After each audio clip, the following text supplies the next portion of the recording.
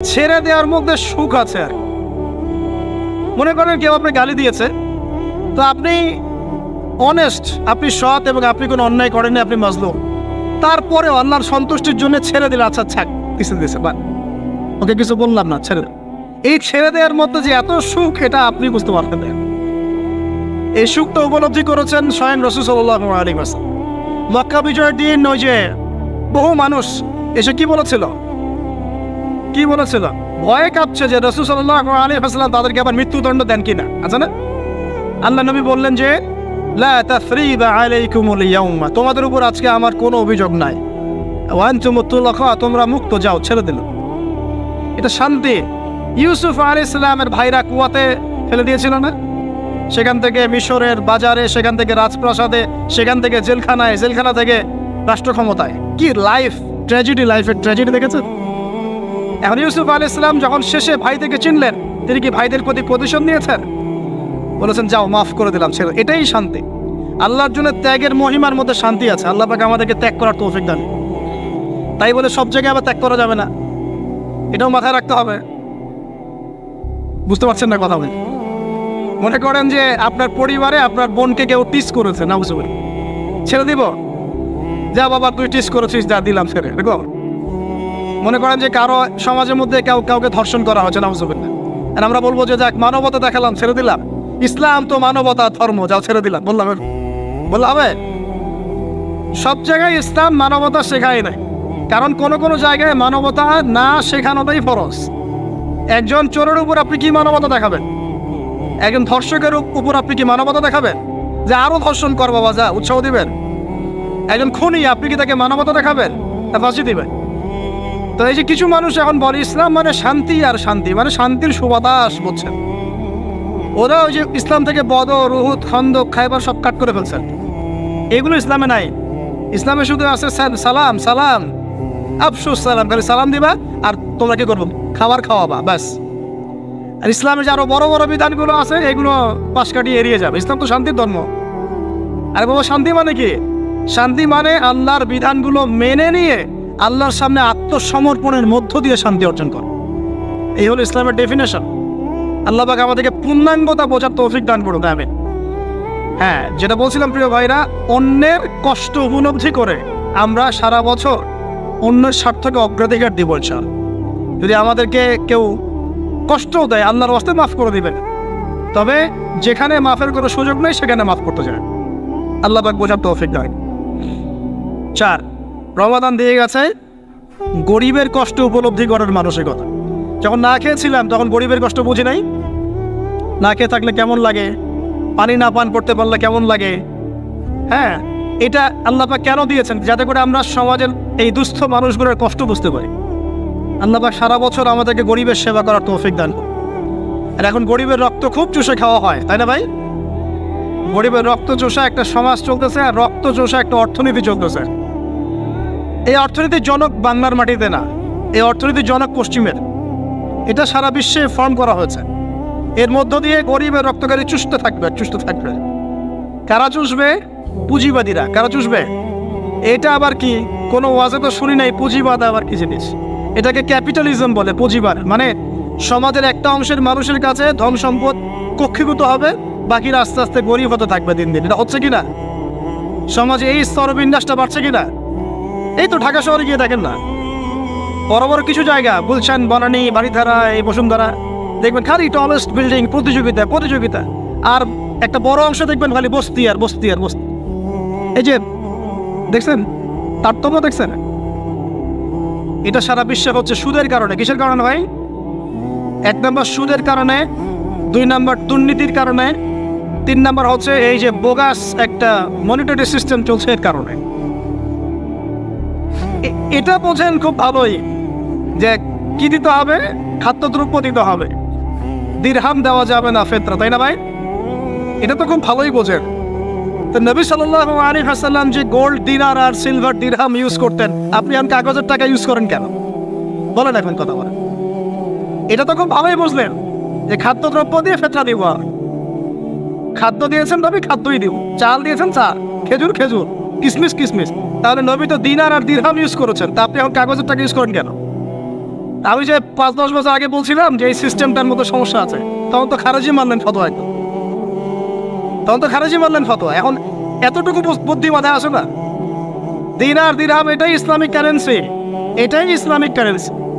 আমরা যেগুলো চালাচ্ছি এগুলো ইসলামিক কারেন্সি নয়, কিন্তু পুরো বৈশ্বিক প্রেক্ষাপটে আমরা মানতে বাধ্য হচ্ছি। ইসলামিক খেলাফতই ইসলামিক পলিটিক্যাল ভিউ, কিন্তু সারা বিশ্বে খেলাফত নাই, আমরা মানতে বাধ্য হচ্ছি। ডেমোক্রেসি, সেকুলারিজম মানতে বাধ্য হচ্ছি, এটা বাধ্য হয়ে আমরা করছি। কিন্তু তাই বলে তো ইসলামিক জিনিস আর অন ইসলামিক জিনিস একাকার হয়ে যায় নাই, হয়ে গেছে। পর্দা, শরিয়া পর্দা পুরো উপর থেকে প্রতিষ্ঠা নাই, অনেকেই বেপর্দায় চলছে। আমরা তো বেপর্দা সমাজে চলতে বাধ্য হচ্ছে না? হচ্ছে কি না? এটা বাধ্য হয়ে আমরা করছি, কিন্তু কেউ কি মেনে নিয়েছে এটা? এই ইন্টেলেকচুয়াল ল্যাকিংসের কারণেই তো আজকে এই অবস্থা।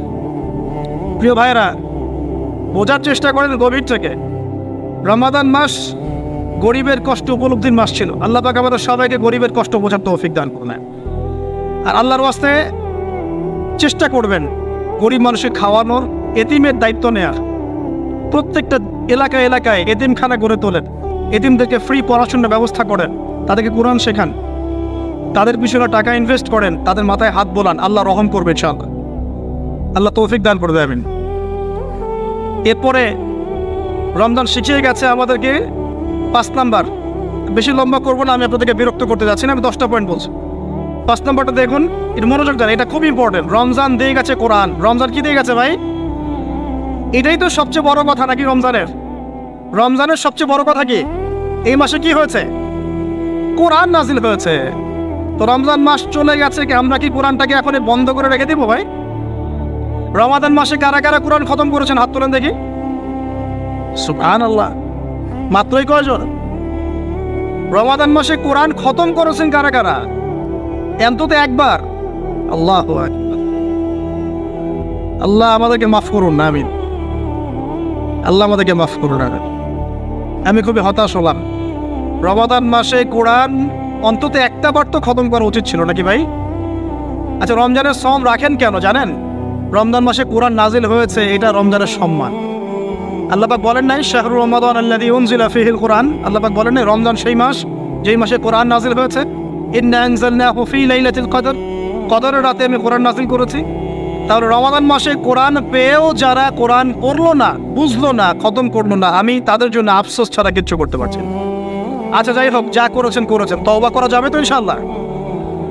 আমার সাথে বলেন আস্তাগফিরুল্লাহ আল্লাযী লা ইলাহা ইল্লা হুয়াল হাইয়ুল কাইয়্যুম ওয়া আতুবু ইলাইহি। আল্লাহ আমাদের সবাইকে কোরআন তেলাওয়াত করার তৌফিক দান করুন, সবাইকে কোরআন তেলাওয়াত শেখার তৌফিক দান করুন। আর ভাই, যোগ্যতা অর্জন করে তো দিনের কাজ করতে হবে, আগে তো কোরআন তেলাওয়াত করা শিখতে হবে নাকি? আল্লাহ পাক সবাইকে কোরআন তেলাওয়াত শেখার তৌফিক দান করুন, কোরআনের তাফসীরগুলো পড়ার তৌফিক দান করুন। আল্লাহ পাক প্রতি মাসে কমপক্ষে একবার করে কোরআন খতম করার তৌফিক দান। আল্লাহর রাসূল রমজান মাসে কোরআন এক খতম করতেন। জিবরাইল আলাইহিস সালাম আসতেন, তিনি পড়তেন, তিনি শুনতেন, তিনি পড়তেন, তিনি শুনতেন। এভাবে তারা প্রতি রমাদানে কোরআন খতম করতেন কি না? তার মানে মাসে কোরআন খতম করা রাসূলের সুন্নাত না? আমরা কি এই সুন্নাতটা জীবিত করতে পারবো না ইনশাআল্লাহ? প্রত্যেক দিনে এক পারা করে পড়লেই হয়ে যায়। এক পারা মানে 20 পৃষ্ঠা। এই হাফেজি কোরআনের 20 পৃষ্ঠা, সময় লাগবে সর্বোচ্চ 1 ঘন্টা থেকে 1.5 ঘন্টা, সর্বোচ্চ 1 ঘন্টা থেকে 1.5 ঘন্টা। যারা হাফেজ তাদের সময় লাগে আধা ঘন্টাও না, আধা ঘন্টা। পারবো না ভাই ইনশাআল্লাহ? আল্লাহ পাক এই রমজান মাসের এই কোরআনকে সারা বছর আঁকড়ে ধরার তৌফিক দান করুন। এই কোরআন নাজিল হওয়ার পরেই আইয়ামে জাহিলিয়াত পরিবর্তন হয়েছিল। আবু জাহেলের শাসন পরিবর্তিত হয়ে মুহাম্মাদের শাসন হয়েছে। অতএব কোরআন থেকে বিমুখ জাতি কখনো দিন কায়েম করতে পারবে না। আল্লাহ পাক বোঝার তৌফিক দান করুন, আমিন। আমাদের যুবক ভাইরা একটু ওয়াদা করতে পারি তো ইনশাআল্লাহ সবাই কোরআন তেলাওয়াত করা শিখবো, প্রত্যেক মাসে এক খতম দেবো ইনশাআল্লাহ, কোরআনের অর্থ পড়বো ইনশাআল্লাহ। না অর্থ পড়ার দরকার নাই, খালি প্রত্যেক হরফে 10 নেকি কামাই করবো, অর্থ পড়ার কোনো দরকার নাই ভাই? আচ্ছা যাক, কিছু মানুষ আবার রাগ করে অর্থ পড়তে বললে, কারণ স্বার্থ আছে। যদি আপনারা কোরআনের অর্থ পড়া শুরু করেন এবং হাদিসের চর্চা করা শুরু করেন, দিনই পড়াশোনা করা শুরু করেন, তখন তো অনেক ধর্ম ব্যবসা বন্ধ হয়ে যাবে আর কি। কথা বুঝতে পারছেন না মনে হয়? আপনারা যদি শিক্ষিত হওয়া শুরু করেন, কোরআনের A to Z অর্থ পড়া শেষ করেন, হাদিসগুলো পড়া শুরু করেন, ওলামায়ে কেরামের সাথে পরামর্শ করে বইপত্র পড়া শুরু করেন, হ্যাঁ, বিভিন্ন ইসলামিক কোর্সগুলো করতে থাকেন, আস্তে আস্তে আপনার যোগ্যতা বাড়বে, তখন তো আপনি কি করবেন না, ধর্মের নামে বিভ্রান্ত হতে চাইবেন না। অনেকের তখন ধর্ম ব্যবসাটা কি হবে, বন্ধ হয়ে যাবে। অতএব এই কারণে অনেকে চায় না যে মানুষ কোরআনের অর্থ বুঝুক। আমি আমার মন থেকে আপনাদেরকে রিকোয়েস্ট করছি, সবাই কোরআনের অর্থটা পড়ার চেষ্টা করেন। পারা যাবেন ইনশাআল্লাহ ভাই? আল্লাহ আমাকে তৌফিক দেখ, আপনাদের সবাইকে তৌফিক দেন। আর কমপক্ষে দিনে এক পারা করে কোরআন তেলাওয়াত করবেন। আল্লাহ মা বোনদেরকে তৌফিক দেখ, আপনাদের সবাইকে তৌফিক দেন। এটা হলো 5 নাম্বার। 6 লাইলাতুল কদর মনে আছে কোন দশকে ছিল? আচ্ছা, কি মনে হয় আপনাদের এবার কদর কততম রাতে ছিল? কি মনে হয় বলেন তো, কে কি বলেন? বেজর তো জানি, কার কার মনে হয় 21 ছিল? কার মনে হয় 23, 27, 29? কার কার কি মনে হয়? আমি আমার জীবনে, এবার আমি আমার অভিজ্ঞতা বলি, আমার জীবনে এইরকম রমাদান আমি কখনো কাটাই নাই। আমার কাছে মনে হয়েছে এই রমজানেও আল্লাহ আমাদের প্রতি নারাজ হয়ে আছে। পুরো রমজান চলে যাচ্ছে, বৃষ্টি হচ্ছে না, এই সামান্য একটু বৃষ্টি, অথচ রমজান মাস আসার আগেই পরিবেশ ঠান্ডা হয়ে যেত না? আগে রমজান মাসে কন্টিনিউয়াসলি বৃষ্টি হতো, স্পেশালি শেষের দশকে অনেক বৃষ্টি হতো, এবং বৃষ্টি ছিল একটা আলামত যেটা দেখে আমরা চিনতে পারতাম যেটা কদরের রাত হতে পারে। এবার চেনাই যাচ্ছে না, খেয়াল করে দেখেন নাই? গরম, আর আমরা তো ঢাকায় ছিলাম, গরমের তীব্রতায় থাকা যাচ্ছে না, এসি থেকে বাইরে বেরিয়ে হওয়া যাচ্ছে না। আল্লাহ পাক নারাজ, ইস্তেসকার দোয়া করা হচ্ছে, বৃষ্টি হচ্ছে না। চিন্তা করতে পারেন? আর এমনও যুগ ছিল যে ওলামায়ে কেরাম, মানে দ্বীনের যারা রিপ্রেজেন্টেটিভ আলেম ওলামা, মুত্তাকি পরহেজগার ব্যক্তিরা আনাচে কানাচে দোয়া করতো, সাথে সাথে বৃষ্টি নামা শুরু হতো। আমরা ছিল না? শোনেন কেন হচ্ছে না? কারণ আমরা হয়তোবা এখনো সেই পর্যায়ের তাকওয়া, সেই পর্যায়ের আল্লাহ ভীতি এখনো অর্জন করতে পারি নাই, যে আমরা দোয়া করলেই সাথে সাথে কবুল হয়ে যায়। হয়তোবা আমাদের ভিতরে অনেক ত্রুটি আছে, এই ত্রুটিগুলো আগে দূর করতে হবে। আল্লাহ পাক তৌফিক দান করুন। আর আমার মনে হয় এমন অনেক মানুষ এই বাংলার জমিনে আছেন যারা যদি এই নামাজের সুযোগ পেতেন তাহলে তারা দোয়া করার সাথে সাথেই বৃষ্টি বর্ষণ, কিন্তু তারা সুযোগ পাচ্ছেন না। এই একজন ছেলে বুঝতে পারছে কথার অর্থটা কি। এমন বহু মানুষ বাংলার মাটিতে আছে, হয় তারা যদি সুযোগ পেত নামাজটা পড়ার, হয়তো বা বৃষ্টি হতো। নাই বুঝলেন, একটু লেটে বোঝেন। আচ্ছা, বাংলাতে এমন অনেক মানুষ আছে যারা নীরবে নিভৃতে তাহাজ্জুদে আল্লাহর কাছে এত কান্নাকাটি করে, এত আমল করে, এত পরহেজগার মানুষ, তাদের দোয়ার বদৌলতে অনেক কিছু হয়। এটা আপনারা বিশ্বাস করেন? বিশ্বাস করতে হয়। আল্লাহ পাকের এই বান্দারা দুনিয়াতে আছে বলেই বহু কিছু হয়। আল্লাহর অনেক আযাব গজব আল্লাহ পাক উঠিয়ে নেন। আর এখন যে অবস্থা হয়েছে, আমরা সবাই, বেশিরভাগই, আমরা সবাই বলবো না, বেশিরভাগই আমরা সুবিধাবাদী মুসলিম হওয়ার চেষ্টা করছি।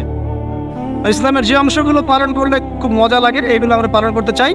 যেগুলো পালন করলে সমস্যা হতে পারে, আমরা গায়ে দাগ লাগতে দিতে চাই না। মানে আমি চলবো ঠিক, গায়ে যেন একটা আচরণ না লাগে, কেউ ভালো মন্দ না বলে, গালিগালাজ না করে, সুন্দরের মতো চলবো আর কি।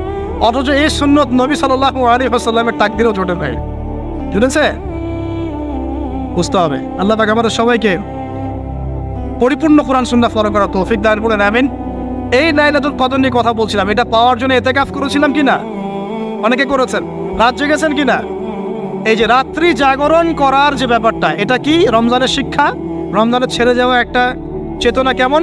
রাত জাগরণের মধ্য দিয়ে আল্লাহকে পাওয়া যায়। তারাবি পড়েছেন, তাহাজ্জুদ পড়েছেন না? এই তাহাজ্জুদে আপনি আল্লাহর কাছে চেয়েছেন, দোয়া করেছেন, আল্লাহকে ডেকেছেন, জিকির করেছেন, তখন আল্লাহর সাথে আপনার একটা গভীর সম্পর্ক ছিল না? এই সম্পর্ক রমজান যাওয়ার সাথে সাথে কি বন্ধ করে দেব? সারা বছর ধরে রাখবো ইনশাআল্লাহ, আমিন।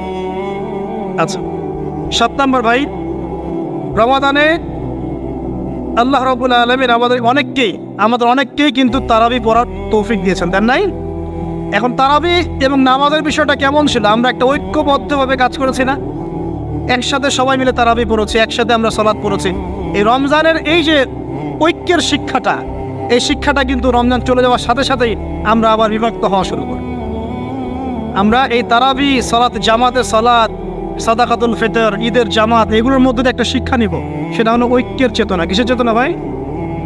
আমরা সমাজের মধ্যে একটা ঐক্য নিয়ে আসার চেষ্টা করবো। আল্লাহ পাক তৌফিক এনায়েত করুন, বলি আমিন। 8 নাম্বার, রমজান মাসে আমরা জাকাত দিয়েছি অনেকে, সদাকাও করেছেন অনেকে।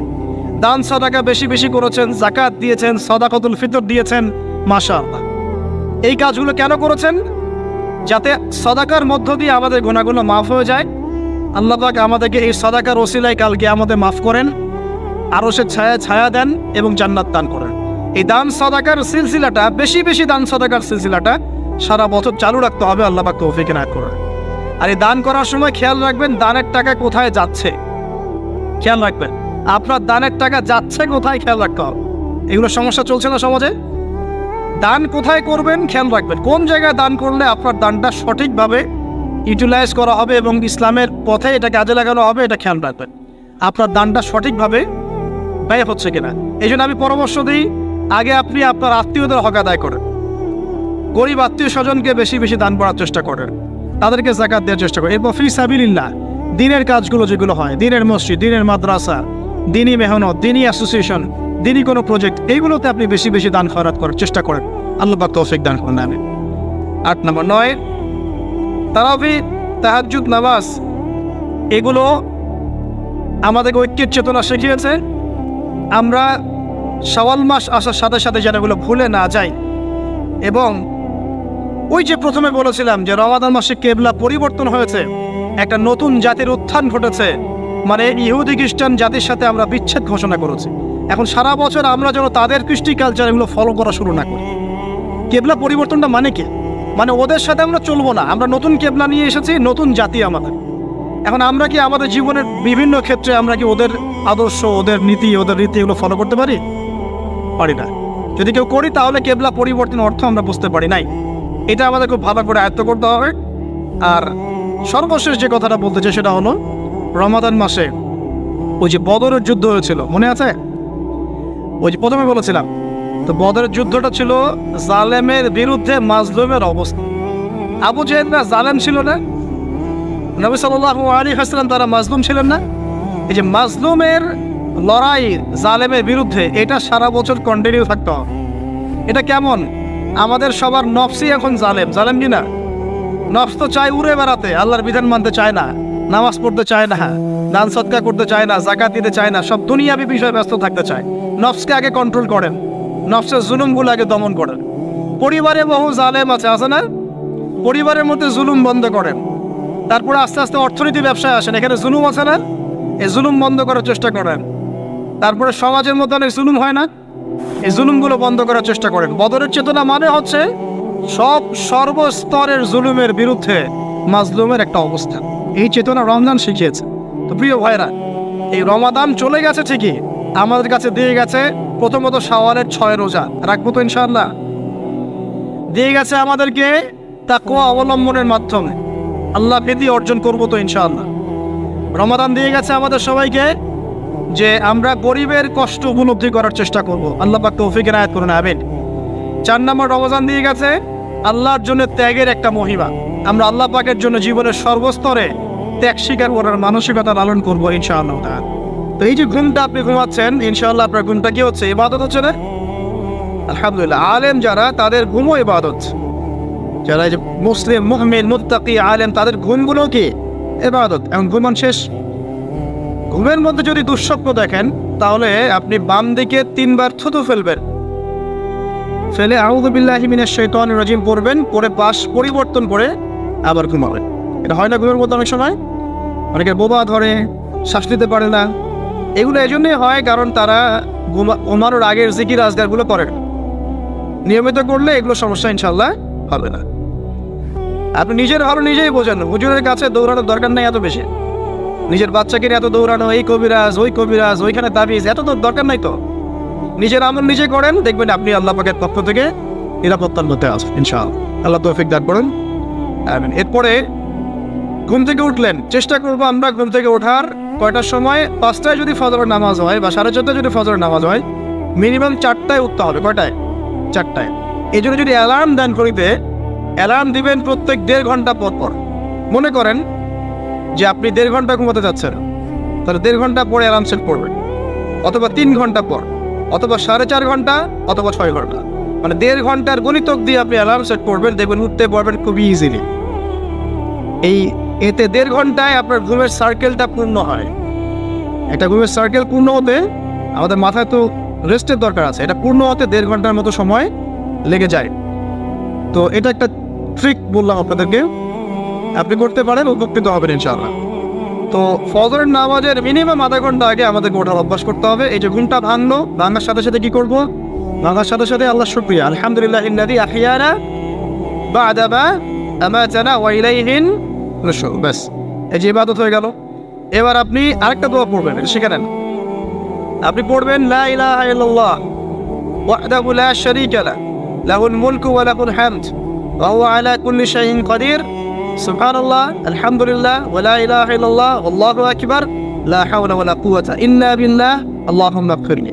এটা পড়ার পরে হাত তুলে দোয়া করেন, যা দোয়া করবেন তাই পাবেন ইনশাআল্লাহ। এটা জানতেন না? তো এই দোয়াটা হচ্ছে দোয়া কবুলের অস্ত্র। ঘুম থেকে ওঠার পর যদি এই দোয়াটা করে দোয়া করেন ইনশাআল্লাহ দোয়া কবুল হয়ে যাবে ইনশাআল্লাহ। আমাদের জীবনে চাওয়া পাওয়ার কি অভাব আছে? প্রচুর চাওয়া পাওয়া। বৈধ চাওয়া পাওয়াগুলোকে পাওয়ার জন্য আল্লাহর সাথে সম্পর্ক করতে হয়, আর আল্লাহ পাকের সাথে সম্পর্কে কিছু ওসিলা মাধ্যম লাগে। এই দোয়াগুলো হলো মাধ্যম, আমলগুলো হচ্ছে মাধ্যম। তো আল্লাহ পাক যেমনটা বলেছেন ফাযকুরুনি আযকুরকুম ওয়াশকুরুলি ওয়া লা তাকফুরুন, তোমরা আমাকে স্মরণ করো আমিও তোমাদেরকে স্মরণ। আল্লাহ পাক তো এভাবে বলেছেন, যখন একজন মানুষ মনে মনে আমাকে ডাকে আমিও মনে মনে ওকে স্মরণ করি।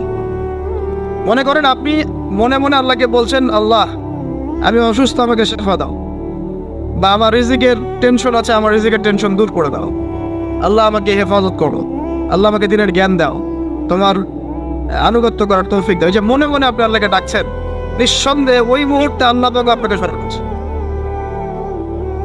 সাত আসমান ভেদ করে আরশের উপর থেকে আল্লাহ পাক আপনাকে স্মরণ করছেন।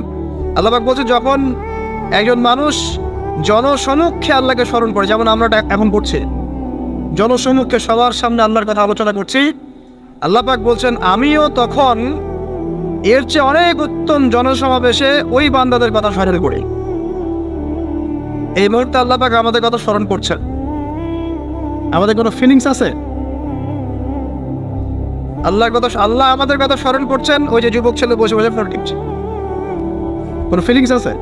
মানে মনস্তাত্ত্বিকভাবে অন্তরে যখন নূর থাকে না, পাপ করতে করতে যখন অন্তরটা কলুষিত হয়ে যায়, কোনো ফিলিংস কাজ করে না। একজন খুন করবে, কোনো ফিলিংস নাই। সুদ খাচ্ছে, কোনো ফিলিংস নাই। জেনা করছে ডেইলি, কোনো ফিলিংস নাই।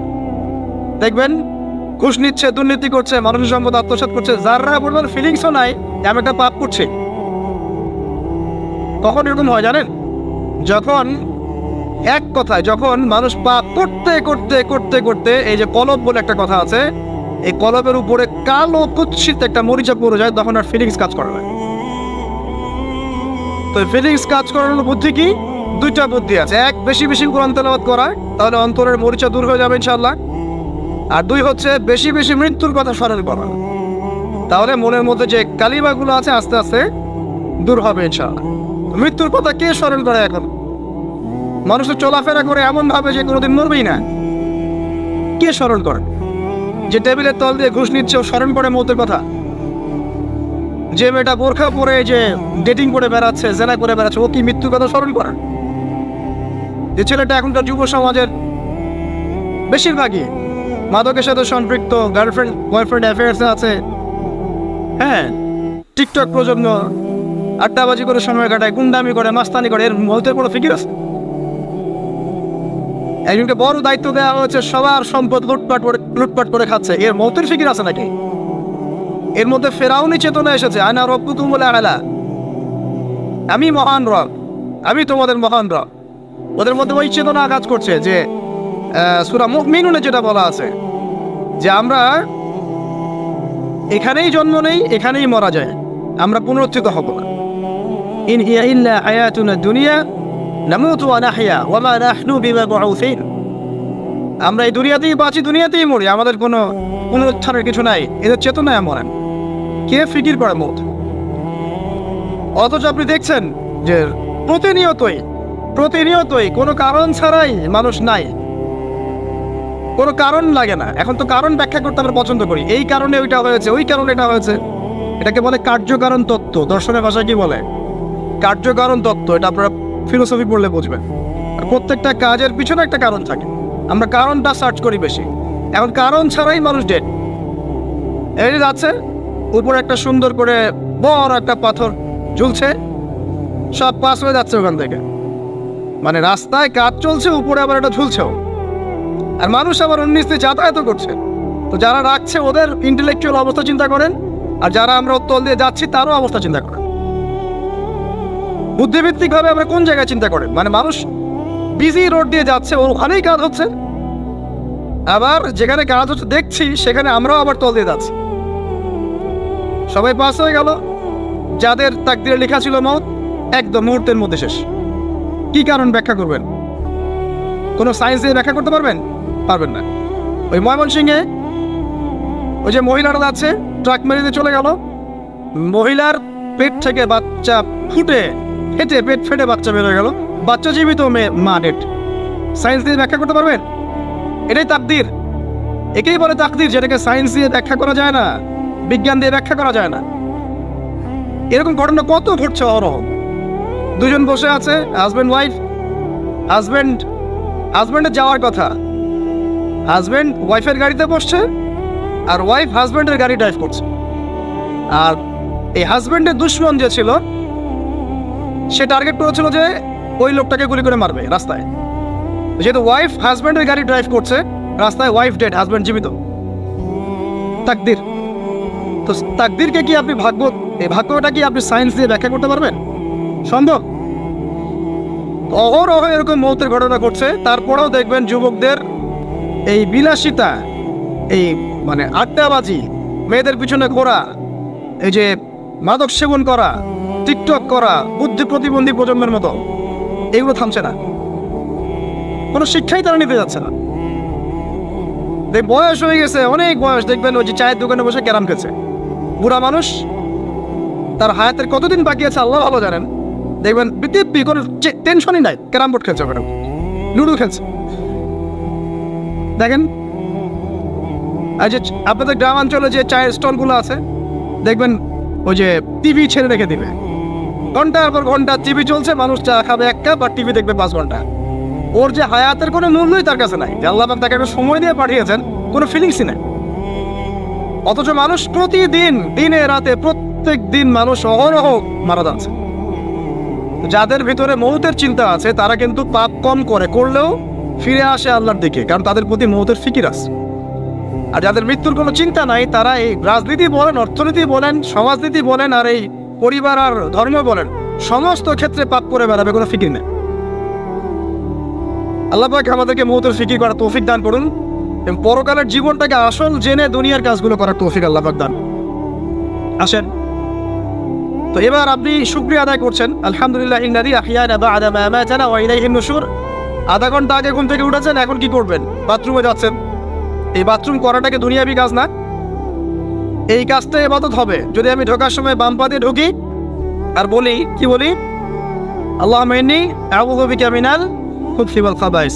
এখন বাথরুম করতে আপনার 10 মিনিট লাগুক, আর 15 মিনিট লাগুক, আর 5 মিনিট লাগুক, এই পুরো সময়টা নেকি পাবে না। সুবহানাল্লাহ। আর কি চাই? বের হবো, এখন বের হওয়ার সময় কি বলবো? উফরানাকা, নেকি পাচ্ছেন। একটা তো আছে, আলহামদুলিল্লাহ ইল্লাযী আযহাবা আনিল আযান ওয়া আফানি উফরানাকা। এবার আপনি ওযু করবেন, ওযুটা ধীর স্থির ভাবে করবেন, তাড়াহুড়া করবেন না। ওযুর প্রত্যেকটা অঙ্গ প্রত্যঙ্গ 3 বার করে ধোয়ার চেষ্টা করবেন। শুধু মাথা মাসে হবে কয়বার? 1। ওযু করার পরে আপনি হাত তুলে আল্লাহর কাছে দোয়া করুন। ওই সময়টা কখন? রাত 4টা থেকে 4:30 বাজে, তাই না? তার মানে আল্লাহ রাব্বুল আলামিন এখন প্রথম আসমানে আছেন। কিভাবে আল্লাহ পাক আছেন সেটা আল্লাহর উপর ছেড়ে দেন, আমাদের এটা নিয়ে ব্যাখ্যা করার দরকার নাই, চিন্তাও করার দরকার নেই। আল্লাহ পাক বলেছেন আমি নেমে আসি, বাস নেমে আসি। এত বেশি বুদ্ধিজীবী হওয়ার দরকার নাই। খুব বেশি বুদ্ধিজীবী হয়ে গেলে আমার মানুষ খেয়ে হারিয়ে ফেলেন, অত দরকার নাই। শুনেছি, মেরেছি, ব্যাস যথেষ্ট। আল্লাহ পাক নেমে আসেন, কি বলেন? আল্লাহ বলেন যে কেউ কি আছো আমার কাছে কিছু চাইবে, আমি দিব। কেউ কি আছো যে আমাকে ডাকবে, আমি তোমার ডাকে সাড়া দেব? কেউ কি আছো আমার কাছে কোনো কিছু দোয়া করবে? হ্যাঁ, হাজত আছে, আমি পূরণ করে দেব। এভাবে আল্লাহ পাক ফজর পর্যন্ত বলতেই থাকেন। বলেন তো, আমাদের কোনো ফিকির আছে? আমরা সবাই ঘুমাই কয়টায়? 1টায়, না 2টায়, না 3টায় ম্যাক্সিমাম এখনকার। আমি যে বিষয়টা নিয়ে কথা বলছি এটা খুবই কঠিন। 9টা থেকে 10টার মধ্যে বা 11টার মধ্যে ঘুমাতে হবে, এটা খুবই কঠিন বিষয় এখনকার জেনারেশনের কাছে। এর জন্য প্রথম যে কাজটা সেটা হলো রাত্রেবেলা স্মার্টফোন আর চালানো যাবে। এসব নামাজ শেষ, ফোন একদম ডয়ারে লক করে রাখতে, কিচ্ছু করার নাই। এটা না করতে পারলে আপনি ঘুমাতে পারবেন না, ঘুমাতে পারবেনই না। এবং এরপর দিনে আসছি, তখন বলছি দিনে কিছু কাজ আছে, দিনের কাজগুলো যদি আমরা ঠিকঠাক মতো করি তাহলে রাতে তাড়াতাড়ি ঘুম আসবে ইনশাআল্লাহ। যদি না করি তাহলে ঘুম আসবে না। তো শেষ রাতে আল্লাহ পাক আসমানে নেমে আসেন, প্রথম আসমানে, এবং এই আহ্বান করতে থাকেন। তাই ওই সময় ওযু করার পরেই আপনি হাত তুলে আল্লাহর কাছে দোয়া করা শুরু করেন। আপনার যত চাওয়া পাওয়া আছে আল্লাহর কাছে ঢেলে দেন, ইনশাআল্লাহ আল্লাহ রাব্বুল আলামিন আপনাকে খালি হাতে ফেরাবেন না ইনশাআল্লাহ। আল্লাহ পাক তো এমন করে বলেছেন যে কেউ হাত তুলেছে আল্লাহর কাছে আর আল্লাহ পাক সেটাকে খালি ফিরিয়ে দিবেন, এটাতে আল্লাহ লজ্জা বোধ হয়। কথা বুঝতে পারছেন? আমাদের যাদের অনেক সম্পদ আছে বা সামর্থ্য আছে এবং মন আছে বড়, তাদের কাছে যখন কেউ সাহায্য চায় আপনার খালি ফিরাইতে লজ্জা লাগে না? আপনার মনে হয় না যে চাইলো এত করে কিভাবে না করে ফিরাই? আছে না এমন মানুষ? আছে না? আসলে দান সৎকা করার জন্য সম্পদ লাগে না, দান সৎকা করার জন্য মন লাগে। কি লাগে? মন লাগে। দেখবেন অনেক কোটি আল্লাহ আছে মানুষ দান সৎকা করতে পারে না, জাকাতই তো দেয় না, দান সৎকা করবে সে। বাংলাদেশে যত কোটিপতিগুলো আছে সবার থেকে জাকাত নেওয়া শুরু করলে এদেশে কোনো দারিদ্রতা বলে কিছু থাকবে না ইনশাআল্লাহ, থাকবেই না, এটাই বাস্তব। কে উদ্ধার করবে সেই টাকা? ইমাম মাহাদি আসলে করবে ইনশাআল্লাহ, ঈসা ইবনে মারিয়াম আসলে করবে ইনশাআল্লাহ। তখন কে জাকাত না দিয়ে পার পায় তাই দেখা যাবে। একটা ব্যক্তি পাওয়া যাবে না জাকাত না দিয়ে পার পায়। অবশ্য তখন এমন একটা যুগ আসবে যে মানুষ জাকাতের টাকা নিয়ে ঘুরবে, কিন্তু নেওয়ার মতো মানুষ নাই, সবাই সচ্ছল। আল্লাহ পাক সেই সুদিন ফিরায় আনুক, আমিন। এটা বলছিলাম যে সৎকা করার জন্য মন লাগে, আবার টাকা লাগে না। এখন আসেন, কেউ যদি আমাদের কাছে এভাবে চায় আমরা খালি ফিরাতে লজ্জা বোধ করি। আল্লাহ পাক বলছেন যে আমার কাছে যখন বান্দা কিছু চায় তার হাতটাকে আমি খালি ফিরাই দেবো, এটাতে আমি লজ্জা বোধ করি। দোয়া করলে কয়েকটা বিষয় একটা হবেই, হয় আপনি সাথে সাথে সেটা পাবেন, না হলে একটু দেরিতে পাবেন, না হলে আল্লাহ পাক সেটা জমা করে রাখবেন পরকালের জন্য। পরকালে যখন আপনি দাঁড়াবেন আল্লাহর সামনে, আল্লাহ বলবেন দুনিয়াতে তুমি এই বিষয়গুলো চেয়েছিলে, আমি দুনিয়াতে দেই নাই, পরকালে তোমার জন্য সঞ্চিত রেখেছি, এখন না। তখন মানুষ কি বলবো জানেন? আমরা বলবো যে আল্লাহ দুনিয়াতে কিছুই যদি না পাইতাম আজকেই সব দিত, তাহলেই। তো বেশি বেশি দোয়া করার অভ্যাস তৈরি করেন, বেশি বেশি দোয়া করেন। দোয়াই ইবাদত, আর দোয়া বলে ইবাদত, দোয়াই ইবাদত। দোয়া করতে থাকেন, ইনশাআল্লাহ দেখবেন আল্লাহর সাথে আপনার সম্পর্ক গাঢ় হবে। যার সাথে আল্লাহর সম্পর্ক যত বেশি গাঢ় হবে ইনশাআল্লাহ সে তত বেশি পরকালের বাসিন্দা হবে, দুনিয়ার বাসিন্দা কম হবে। আল্লাহ পাকে নূর এবং মারিফত সে অর্জন করতে পারবে ইনশাআল্লাহ তাআলা। এবারে আমরা কি করব? এবার মিনিমাম 2 রাকাত নামাজ পড়ার চেষ্টা করেন।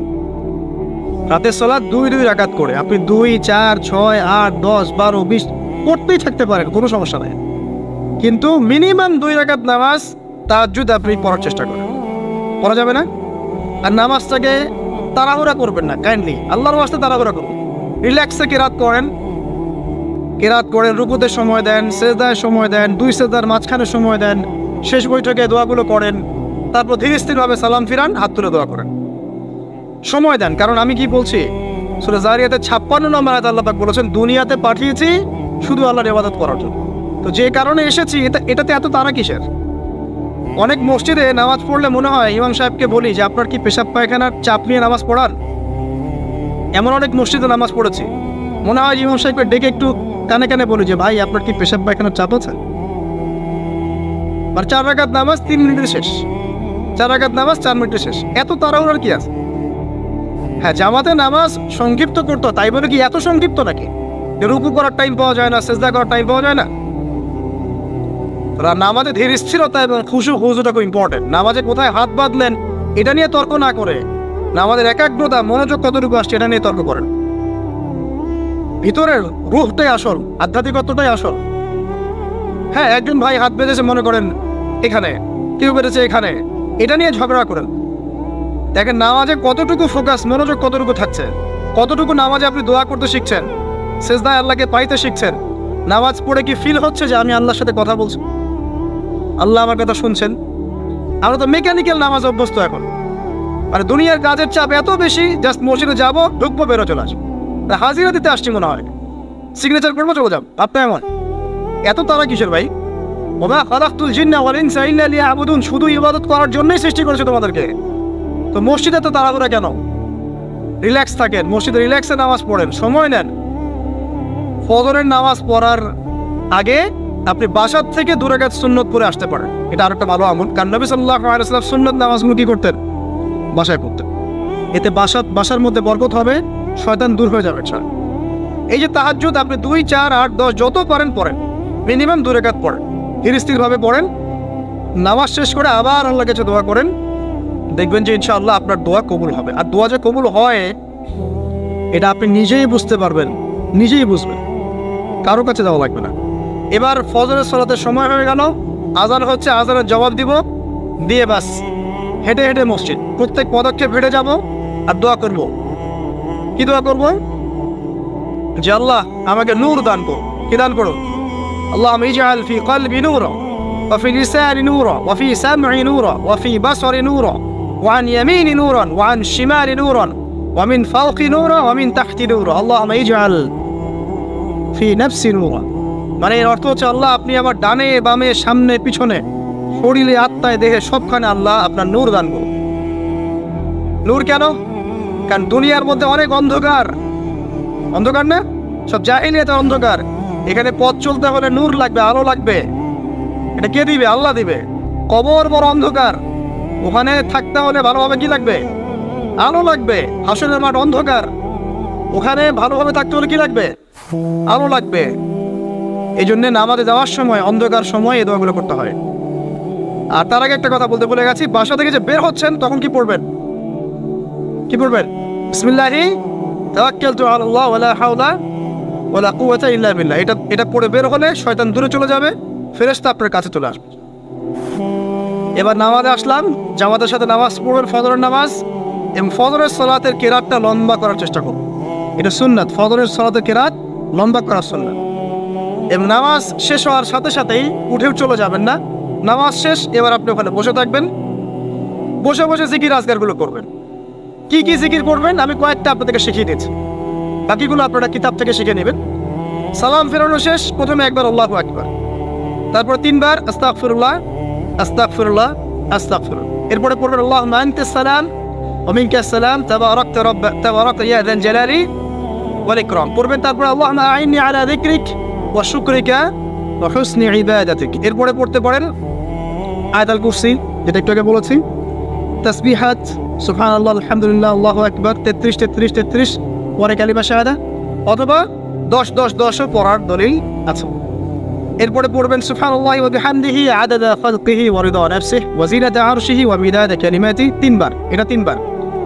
তারপর 3 কুল 3 বার করে, সূরা ইখলাস 3 বার, ফালাক 3 বার, নাস 3 বার, সূরা হাশরের শেষ 3 আয়াত একবার। এরপরে পড়বেন সাইয়্যিদুল ইস্তিগফার, মানে সমস্ত ইস্তিগফারের শ্রেষ্ঠ ইস্তিগফার। এটা কোনটা? কোনটা? আল্লাহুম্মা আনতা রাব্বি লা ইলাহা ইল্লা আনতা খালাকতানি আনা আবদুক ওয়া আনা আলা আহদিক ওয়া ওয়াদিক মাস্তাতা'তু আউযু বিকা মিন শাররি মা সানা'তু আবুউ লাকা বিনি'মাতিকা আলাইয়া ওয়া আবুউ বিযানবি ফাগফিরলি ফাইন্নাহু লা ইয়াগফিরু যুনুবা ইল্লা আনতা। এটা যে পড়বে সকালে পড়ে যদি রাতের মধ্যে মারা যায় জান্নাত ইনশাআল্লাহ, আবার সন্ধ্যায় পড়ে যদি সকালের আগে মারা যায় জান্নাত ইনশাআল্লাহ। এত বড় অস্ত্র, এত বড় একটা সুযোগ। এরপরে পড়বেন আমার পছন্দের কয়েকটা, আউযু বিকালিমাতিল্লাহি তাম্মাতি মিন শাররি মা খালাক 3 বার। এটা যদি আপনি পড়েন আপনি দৃশ্য অদৃশ্যের ক্ষতি থেকে বেঁচে থাকবেন ইনশাআল্লাহ। দুষ্ট জিন শয়তান আপনার কোনো ক্ষতি করতে পারবে না ইনশাআল্লাহ।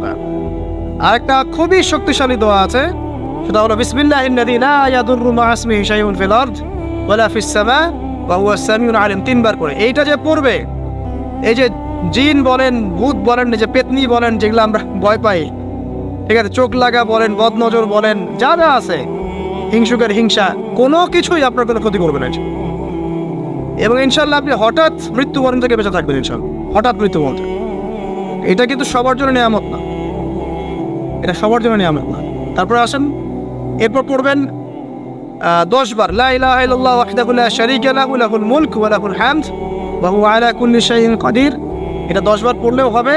আর যদি 100 বার পড়তে পারেন তাহলে আপনার চেয়ে বেশি নেকি কেউই অর্জন করতে পারবে না। যদি 100 বার এই দোয়াটা কেউ পরে সারাদিনে লা ইলাহা ইল্লাল্লাহু ওয়াহদাহু লা শারীকা লাহু লাহুল মুলক ওয়া লাহুল হামদু ওয়া হুয়া আলা কুল্লি শাইইন কাদির, ওই দিন শয়তান তার কাছে আসবে না। 100 গুনাহ আমলনামা থেকে কেটে দেওয়া হবে, 100 নেকি লিখে দেওয়া হবে এবং আল্লাহর কাছে দিন শেষে একটা তালিকা পেশ করা হয়, আজকের দিনে কে কি আমল করেছে, এই তালিকায় তার নাম দেখবেন সবার আগে আছে। ওই ব্যক্তির নামও থাকতে পারে যে 100 বারের চেয়ে বেশি পড়েছে, তখন তার নাম আগে চলে যাবে, এর নামটা পরে চলে আসবে। কথা বুঝতে পারছেন? মিনিমাম 100 বার পড়তে পারলে খুব ভালো হয়, যদি না পড়েন কমপক্ষে কয়বার? 10 বার। আসেন এরপরে পড়বেন 10 বার দরুদ শরীফ, আল্লাহুম্মা সাল্লি আলা মুহাম্মাদ ওয়া আলা আলি মুহাম্মাদ, যেটা আছে দরুদ ইব্রাহিম, এটা পড়তে পারেন, অথবা ছোট করে পড়তে পারেন আল্লাহুম্মা সাল্লি ওয়া সাল্লিম আলা নবিয়িনা মুহাম্মদ, এটা পড়লেও হবে, অথবা আল্লাহুম্মা সাল্লি আলা মুহাম্মাদ ওয়া সাল্লিম, এতটুকু পড়লেও ইনশাআল্লাহ আকাদায় হয়ে যাবে। 10 বার যে ব্যক্তি দরুদ পড়ে সকালে সন্ধ্যায়, নবী সাল্লাল্লাহু আলাইহি ওয়াসাল্লাম তার জন্য পরকালে সুপারিশ করবেন ইনশাআল্লাহ।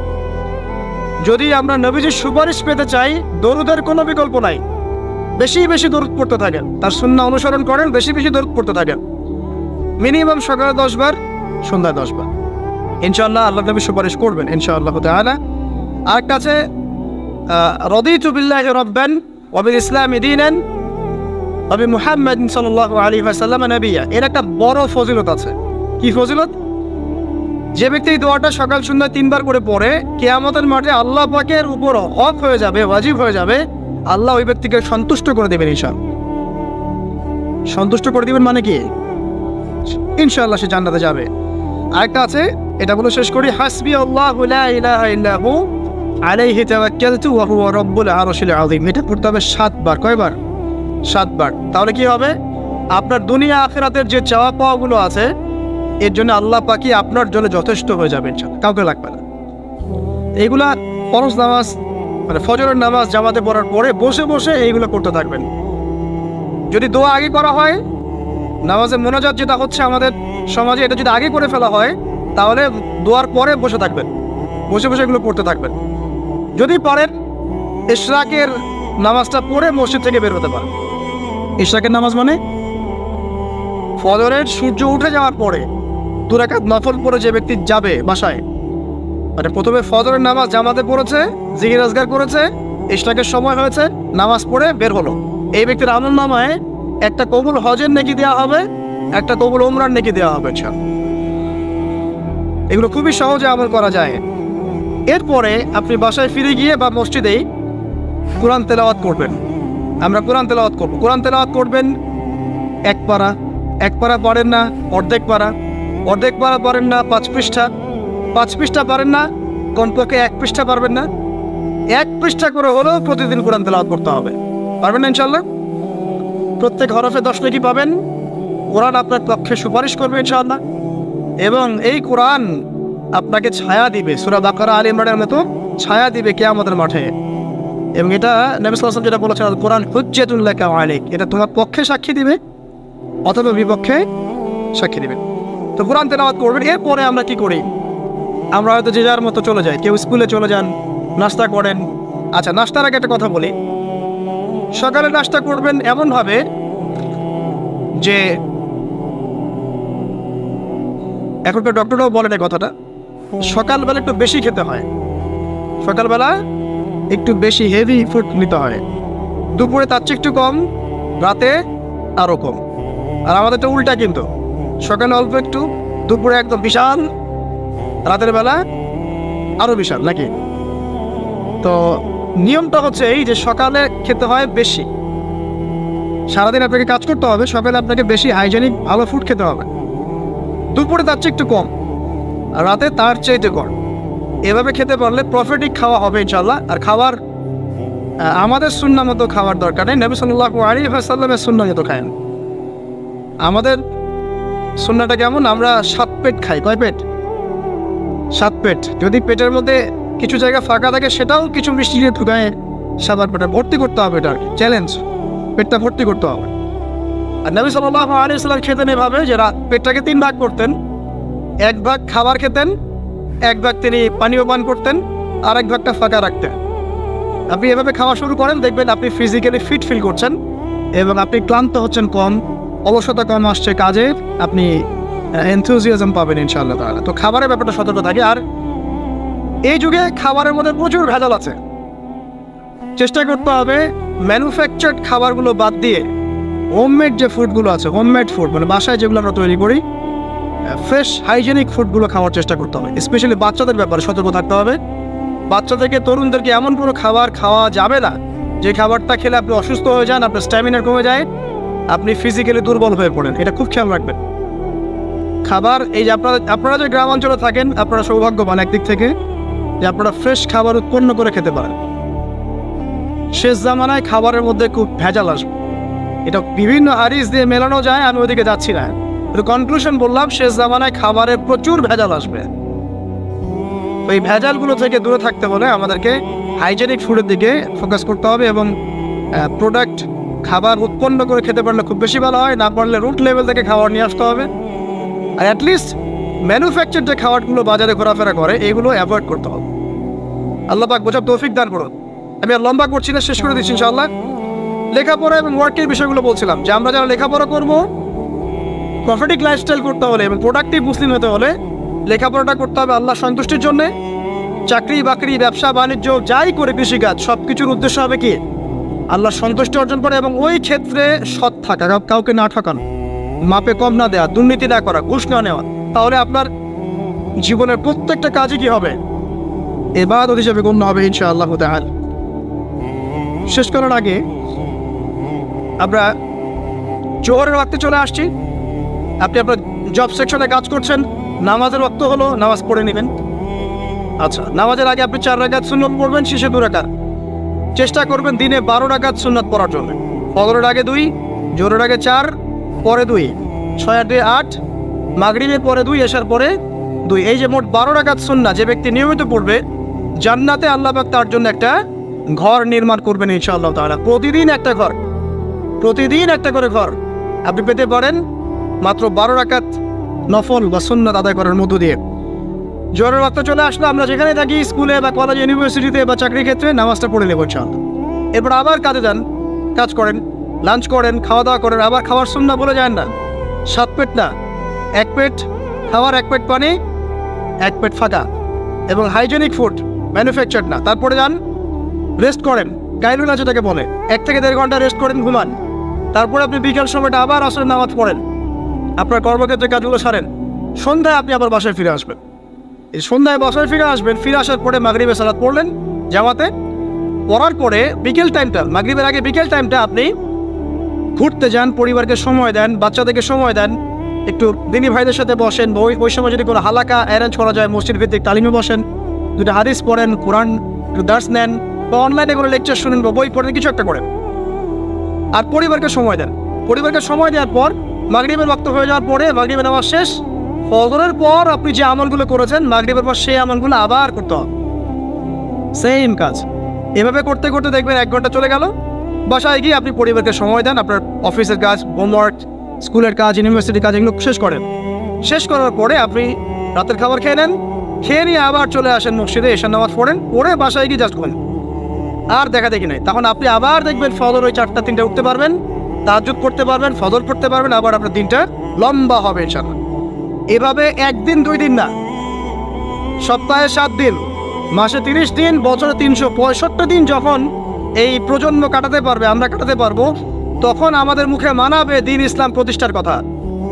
তার আগে আমাদের মুখে এসব কথা মানায় না। এখন আমাদের মুখে এসব কথা এখন মানাচ্ছে না, কারণ আমরা তো আমলই করছি না, আমাদের ঈমান আকীদা ঠিক নাই, আমাদের প্রফেটিক লাইফস্টাইলই তো নাই, নবী সাল্লাল্লাহু আলাইহি ওয়াসাল্লামের মতো লাইফস্টাইলই তো নাই আমাদের। তাহলে আমাদের দ্বারা কেমন করে দ্বীনের পতাকা আল্লাহর জমিনে প্রতিষ্ঠিত হবে বলেন তো দেখি। এভাবে যখন একটা উম্মাহ গড়ে উঠবে, খুবই ডিফিকাল্ট, এটা কিন্তু অনেক বড় চ্যালেঞ্জ। এবং এটাই সবচেয়ে বিগ টাস্ক, যে এই আমরা যারা আছি, আমাদের ইয়াং তরুণ প্রজন্ম, আমাদের মা বোন, বাচ্চা কাচ্চা এবং আমাদের বৃদ্ধ, সবাই মিলে যখন এইভাবে মুভ করবে, তখন দেখবেন একটা জাতি সকাল থেকেই সজাগ, সকাল থেকেই জাতি সজাগ। যেমন একটা চমৎকার একটা আইন করা হয়েছে না, রাত 8টায় সব বন্ধ, খুবই ভালো কথা। কেউ অ্যাপ্রিসিয়েট করুক না করুক, আমি শুনতে বলেছি আলহামদুলিল্লাহ, খুব ভালো। অ্যাটলিস্ট এখন 10টায় ঘুমাতে পারবো, তারপরেও দেখবেন 3টার আগে ঘুমাচ্ছে না। কিন্তু আপনি মদিনায় গিয়ে দেখবেন ফজরের পর থেকেই সব কিছু লাইভ, স্কুল কলেজ দোকানপাট অফিস সব ওপেন। কারণ আমাদের উম্মত, এই উম্মতের জন্য ফজরের পরের সময়টাতেই বরকত রাখা হয়েছে। যে সময়টা আমরা পাই না, আমাদের সকাল হয় 11টায়, আমাদের সকাল হয় 10টায়, কর্মক্ষেত্র শুরু হয় 10টায়, এই জন্য সকাল ওই যে 5টা থেকে 10টা এই বরকতটা আমরা পাই না। এভাবে যদি আমরা নিয়মিত 24 ঘন্টা কাটাতে পারি, ওই যে আয়াতটা প্রথমে বলেছি, ওয়ামা খালাকতুল জিন্না ওয়াল ইনসা ইল্লা লিয়াবুদুন, আমি জিন এবং মানুষকে শুধুমাত্র আমার ইবাদত করার জন্যই সৃষ্টি করেছি, এই আয়াতটার হকাদায় হবে ইনশাআল্লাহ। ব্যক্তি জীবন সুন্দর হবে ইনশাআল্লাহ, আমাদের পরিবারগুলো সুন্দর হবে ইনশাআল্লাহ, আমাদের যুব সমাজ একটা গতি পাবে, হ্যাঁ, এবং তারা প্র্যাকটিক্যাল বাস্তব বিষয়গুলোকে নিয়ে ব্যস্ত থাকবে, অবাস্তব অনেক জিনিসগুলো যেন ছুটবে না। আমাদের সমাজটা সুন্দর হবে ইনশাআল্লাহ। আস্তে আস্তে দেখবেন উম্মার একটা বড় অংশ ইনশাআল্লাহ আযজা ওয়া জাল আগামী দিনগুলোতে দিনকে এগিয়ে নেওয়ার জন্য এবং দিনকে আল্লাহর জমিনে প্রতিষ্ঠার জন্য শক্তি, মেধা, মনন, তাদের এনথুজিয়াজম সব কিছু আল্লাহর সন্তুষ্টির জন্য ঢেলে দেওয়ার প্রয়াস পাবে ইনশাআল্লাহ।